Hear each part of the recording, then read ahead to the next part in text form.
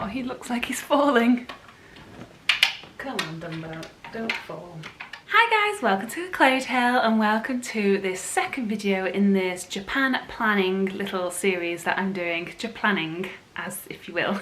If you are watching this, you might be thinking about booking a Japan trip, so if you are, you've come to the right place, or if you're just curious as to how I book things, then hello, welcome.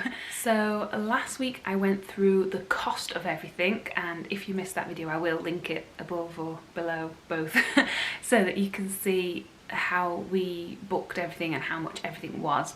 In this video I wanted to talk more about how we built up our itinerary, what we used for research and how we researched this trip, how we prepared, more about the planning process and how we went and booked everything, what we booked and why we booked, and maybe touch upon things that we didn't prepare enough on, and everything like that. And I will just point out here that I'm not an expert, I've only been once, we just did our one trip, so anything I do say it's just from my experience, and we all have different preferences, but this is just what we did. So I guess the first big question is when do you go to Japan? And that is a question we didn't really have to ask ourselves, because we knew we were going for the Rugby World Cup in Japan.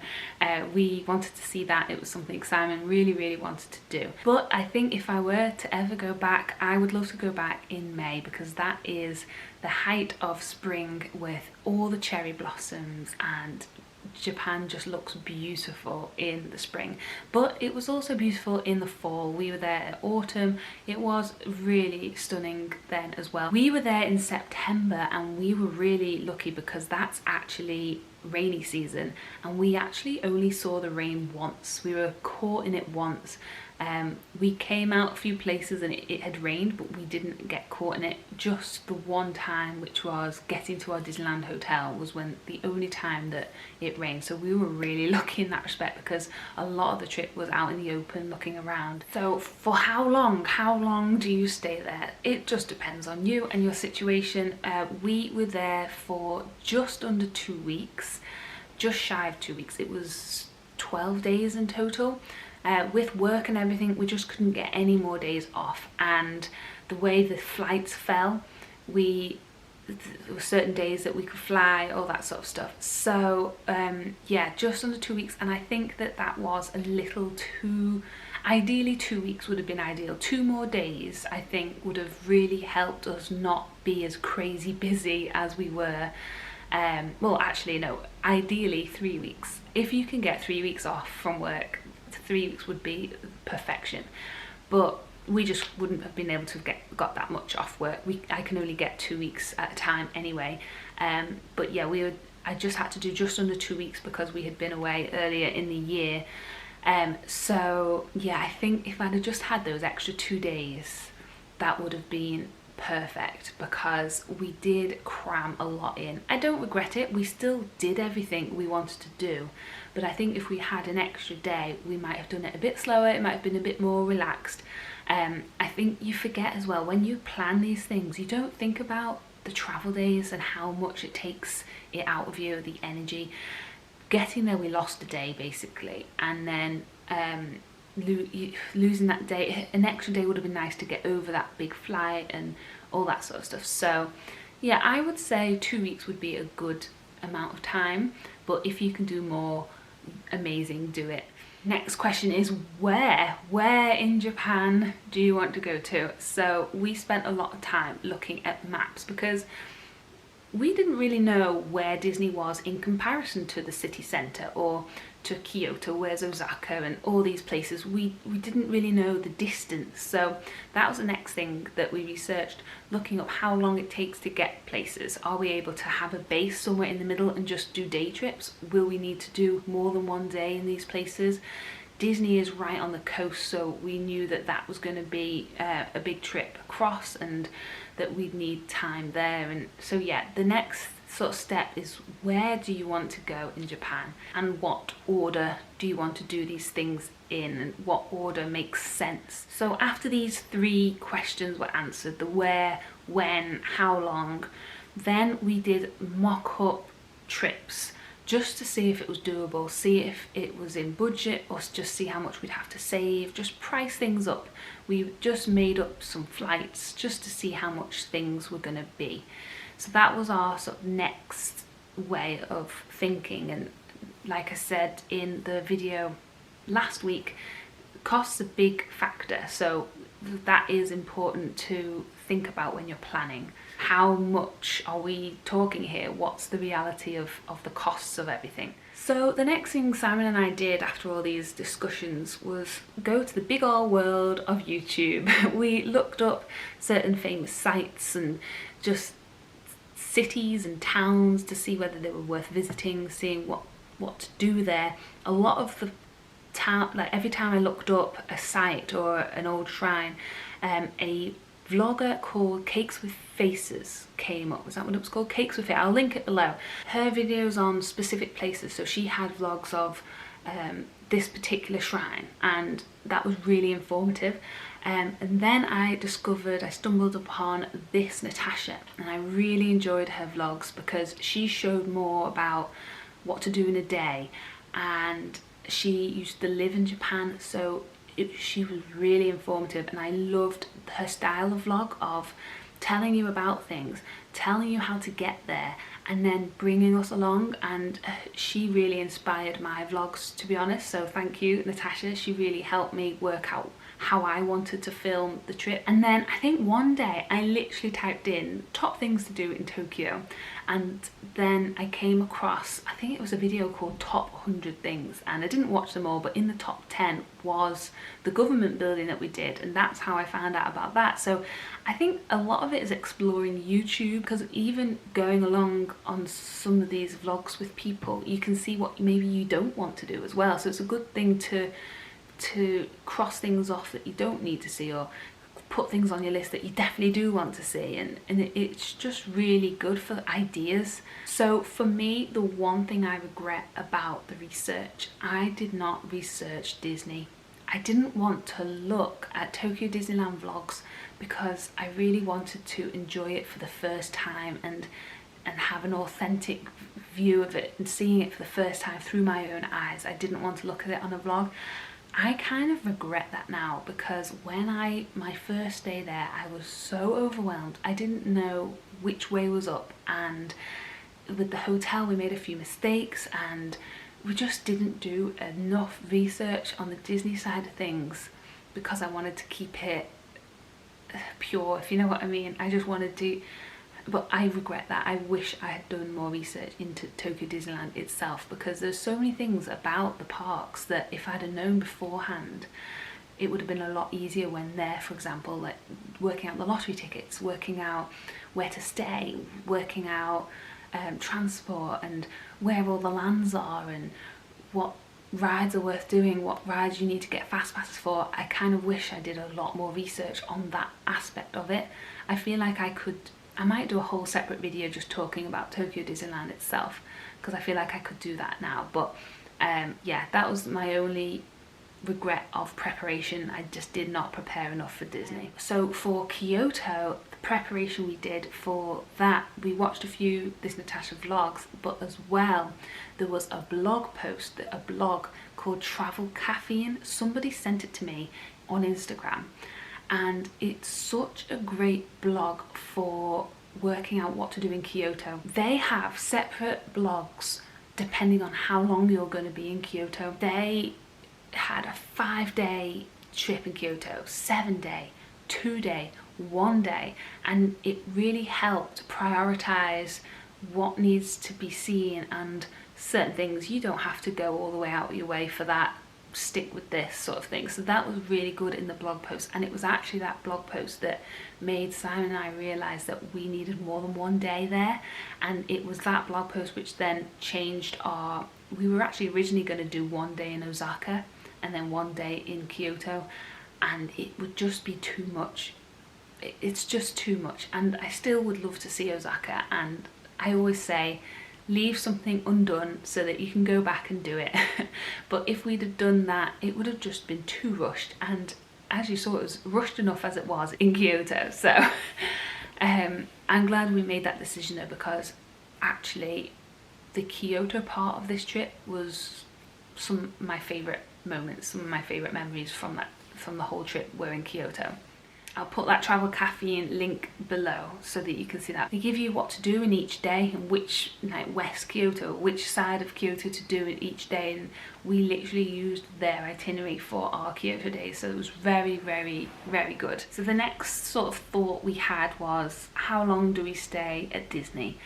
And we knew there was a 4-day pass, and we thought that would actually be ideal. 2 days in each park, and actually I think we ended up doing 1.5 days in Tokyo DisneySea and the whole of the rest of the days in Tokyo Disneyland.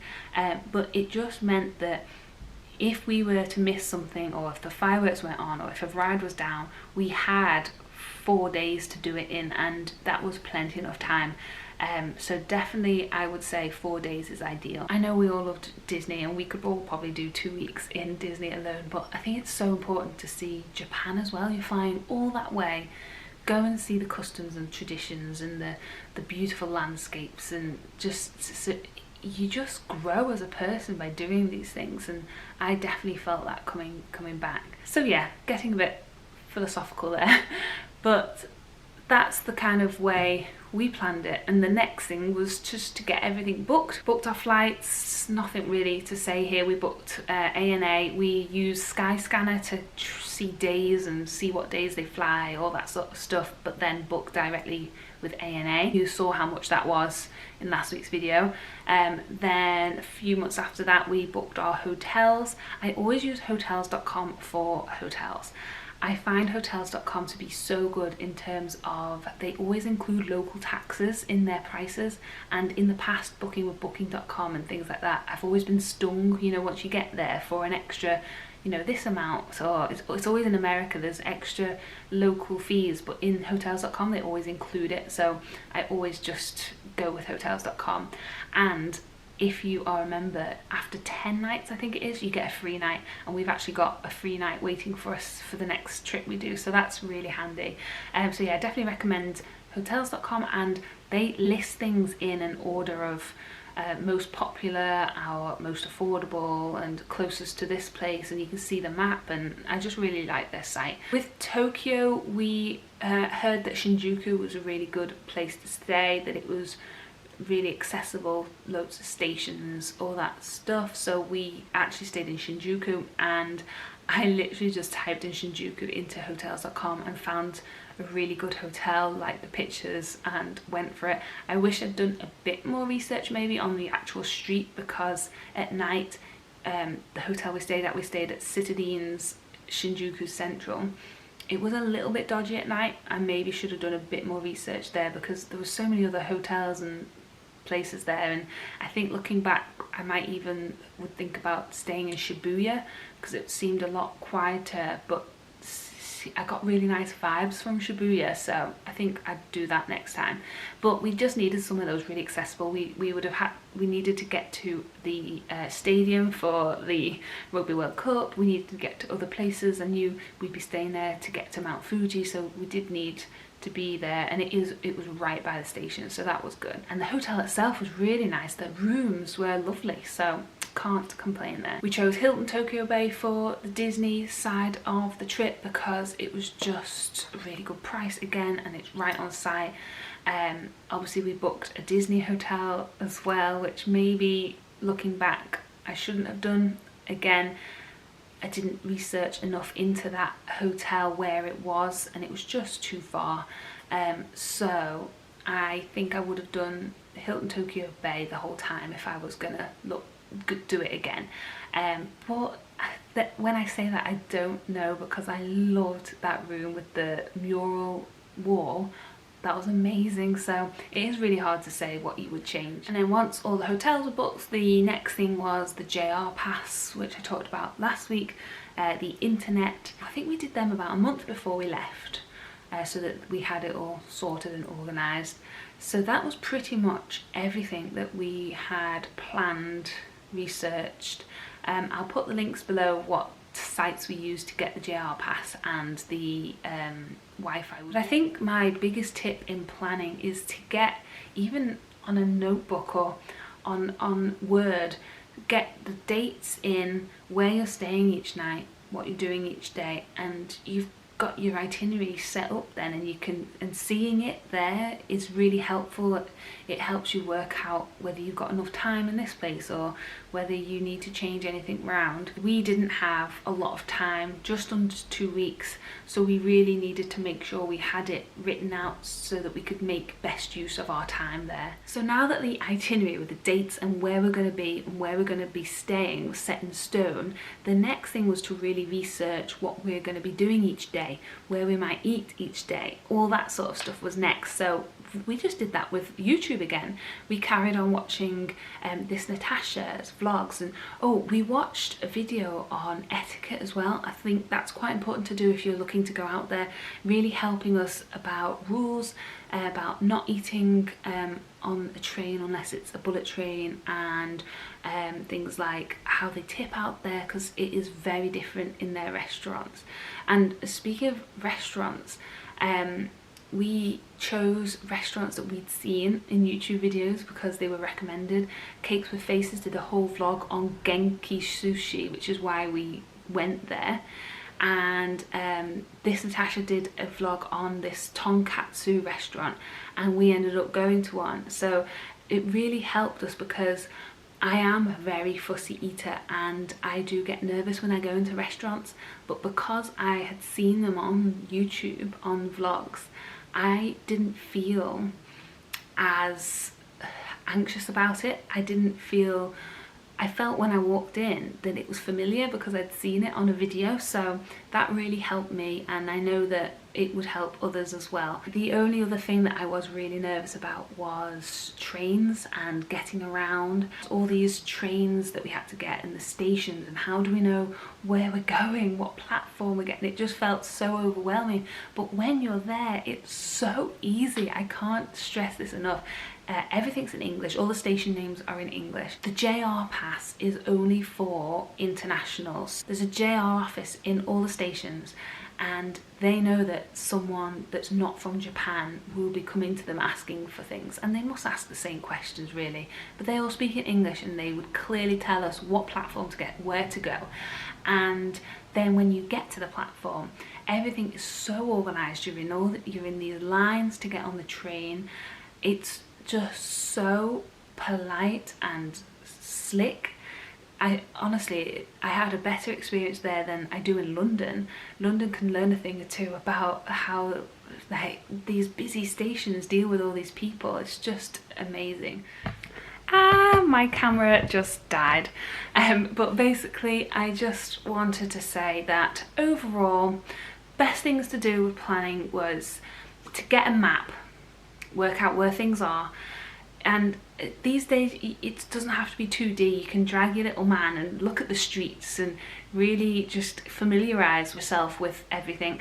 Watch YouTube videos, they're brilliant. You get to see someone showing you where to go and what to do. They just put you at ease that this place you're going to, Japan, it is so different, and I think that's why people worry.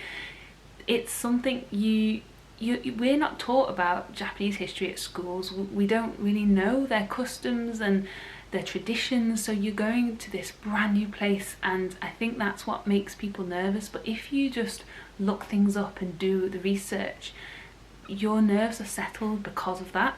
Really, I'm just sort of saying, don't let your worries take over because it's a strange new place.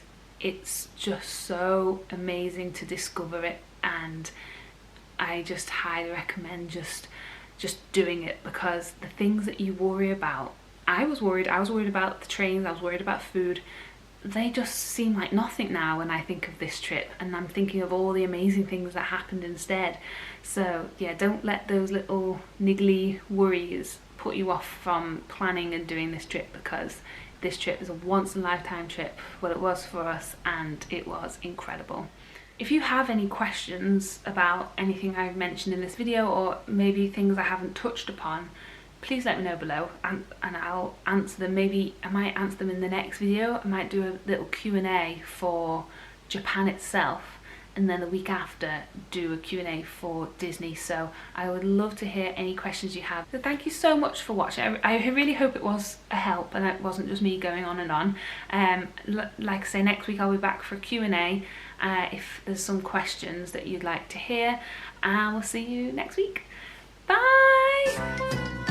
Make your memories, take your pictures,